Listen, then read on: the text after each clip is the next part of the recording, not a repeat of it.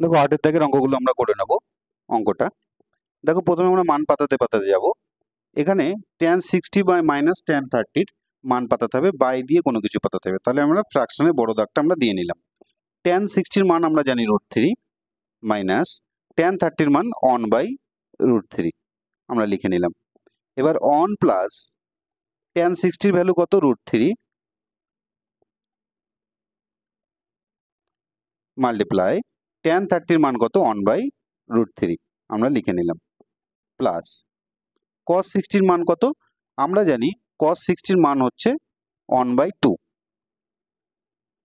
কারণ sin 60 মান যা হবে cos 60 মান, এই sin 30 মান যা হবে cos 60 মান তাই হবে। আবার cos 30 মানে কত, √3 বাই 2, এটা sin 60 মান যা হবে cos 30 মান তাই হবে, প্লাস sin 60 মান কত, √3 বাই 2, sin 30 মান, আমাদের মানগুলো এমনভাবে দিয়েছে যেন মানগুলো একদম এক্সাক্ট মুখস্থ হয়ে যায়, সেরকম ধরনের মানই দিয়েছে, 1 বাই 2। ঠিক, তাহলে দেখো যেগুলো কাটাকাটি যাবে কাটাকাটি করবো, আর না হলে সেভাবেই রেখে দেবো। তারপরে দেখো এই যে প্রথমটা, এই যে উপরটার বিয়োগটা আমি সাইডে দেখিয়ে দিচ্ছি। এখানে √3 মাইনাস 1 বাই √3 দেওয়া আছে। তাহলে এখানে √3 যদি লসাগু হয়, তাহলে √3 গুণ করলে কত হবে, 3 মাইনাস এই √3 মিলে গেল, তাই উপরে 1। ঠিক, সেই হিসেবে আমরা করব। তো ফ্র্যাকশনে মেন দাগটা দিলাম, তারপরে ওদের এলসিএম করব, সেই দাগটা দিচ্ছি।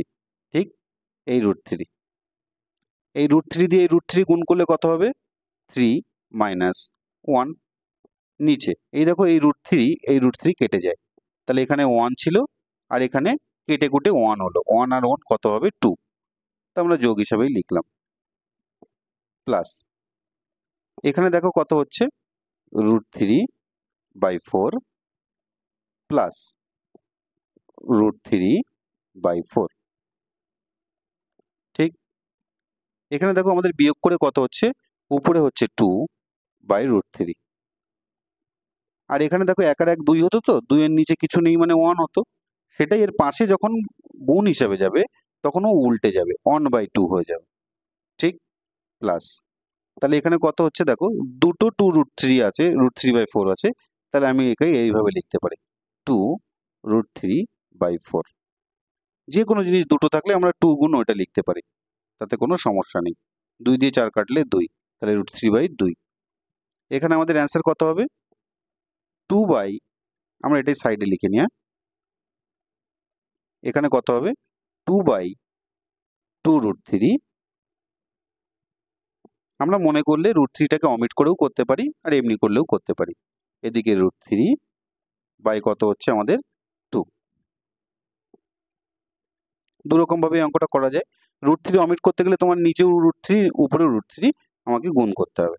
আর আমরা যদি এটাকেই ধরি, এটাকে ডাইরেক্টই করি, 2 √3 লসাগু হবে, তাহলে 2 √3 মিল থাকলো, উপরে পড়ে থাকলো 2, প্লাস 2 দিয়ে এটাকে ডিভাইড করলে কত পড়ে থাকবে, শুধু √3, এই √3 দিয়ে উপরে √3 গুণ, কারণ আমরা যখন ভগ্নাংশের যোগ বিয়োগ করি এইটা দিয়ে এটাকে ভাগ করি, ভাগ করে যা হয় সেইটা দিয়ে আবার এই উপরের সংখ্যার কি করব, গুণ করব। ঠিক, তাহলে 2 দিয়ে √3 কে ভাগ করলে কাটাকাটি করলে 2 2 কেটে যাবে, পড়ে থাকবে √3, √3 দিয়ে √3 গুণ করলে হবে 3। তাহলে আমাদের অ্যান্সার আসলো কত, 5 বাই 2 √3। আশা করি বুঝতে পেরেছো। আমরা নেক্সট অঙ্কে যাব।